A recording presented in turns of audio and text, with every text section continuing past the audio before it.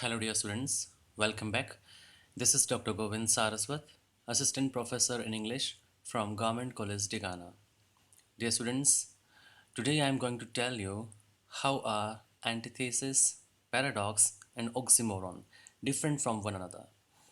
The difference lies in the purpose and the way they are used. If we try to pay attention on these two things, I think we can easily find the difference. We often get confused because we generally think in terms of opposition only. But this opposite quality serves different purpose in these figures of speech. This video is only about the difference. And if you want to know more about these figures of speech, please watch the concerned videos on these figures of speech on my YouTube channel. Let's begin with the main purpose of this lecture. I have chosen some examples because we have already talked about the theoretical aspect. So let's begin with the practical way. The example which I have chosen for antithesis is uh, from a very famous novel, A Tale of Two Cities, written by Charles Dickens. It begins with a very famous line. It was the best of times, it was the worst of times. Antithesis is about an emphasized meaning which is brought out by a contrast between two opposite ideas set against each other. So, when we read this statement, when we read this example, we find that one idea, it was the best of times, is set against and another one, that is, it was the worst of times. And when we focus on the contrast between these two sentences, we can find the intended meaning of the writer. So here we can see that Charles Dickens is pointing out a class war between the rich and the poor, as well as the dichotomy of life being filled with the good and bad times. Then, how can we trace out the use of this figure of speech antithesis? We have to focus on these two things: the way an antithesis is used and the purpose of the writer. The way is that the writer uses parallel grammatical structures in both the sentences. One more example I can cite is that speech is silver and silence is gold. But it is not necessary that the writer uses parallel grammatical structure. Sometimes it can be different, like marriage has many pains, but celibacy gives no pleasure.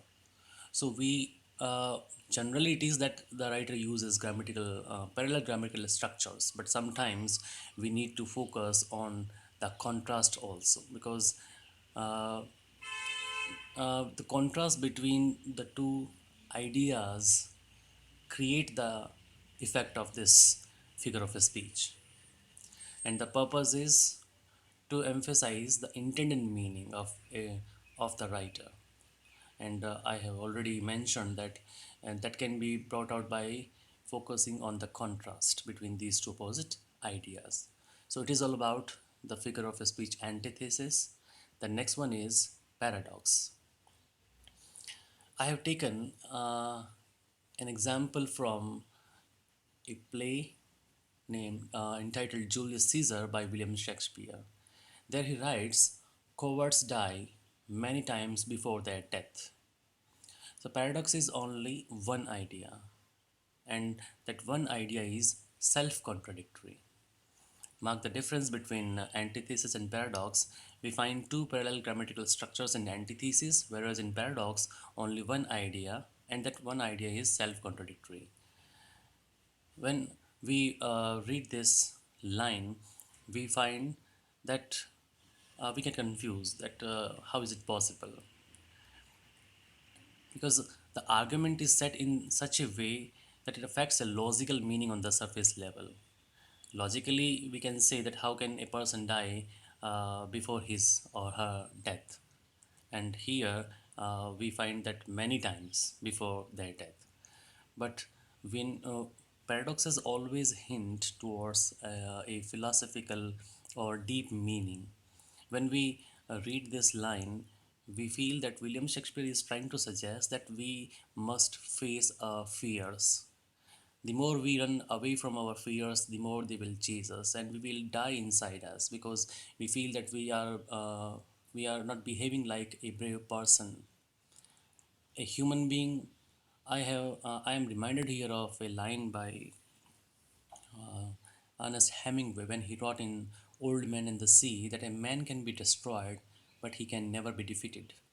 So this is the spirit of what we call uh, that lies in a human being. So the purpose of using this figure of speech is to hint towards a greater truth, and we can also feel that paradox shows the philosophical approach of a poet. Next one is oxymoron. I have selected some examples like destroyer and preserver. It is from Out to the West Wind. Pleasing Pain is from Wordsworth. Witty Fool, Seriously Funny, Deafening Silence. And this Darkness Visible is from Paradise Lost of John Milton. And Sordid Boon is again from Wordsworth's sonnet, The World is Too Much with Us. When you read these phrases or words, you feel that they are contrary in nature. But even then, when they are used side by side, they create a different effect. So, oxymoron is all about when a writer uses two opposite terms or phrases side by side.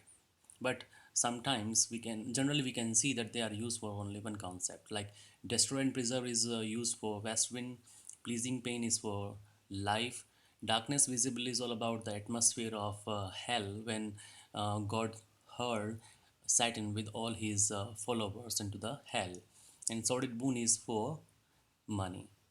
So the purpose may be different. Some writers use oxymoron for philosophical, some other for serious, and someone tries to make a humorous effect. Very often we can say that some use it for purely aesthetic or artistic purpose, and sometimes for satirical purpose. So this is what we mean by paradox. It lies in the use of two contrary words or phrases that are yoked together in order to make us familiar with one concept. Let's summarize the difference once again. You can find the difference when you when you first focus on the construction of the statement or sentences which you find in front of you. Antithesis can be found in two parallel grammatical structures or sentences. Paradox, only one sentence that is self contradictory in itself.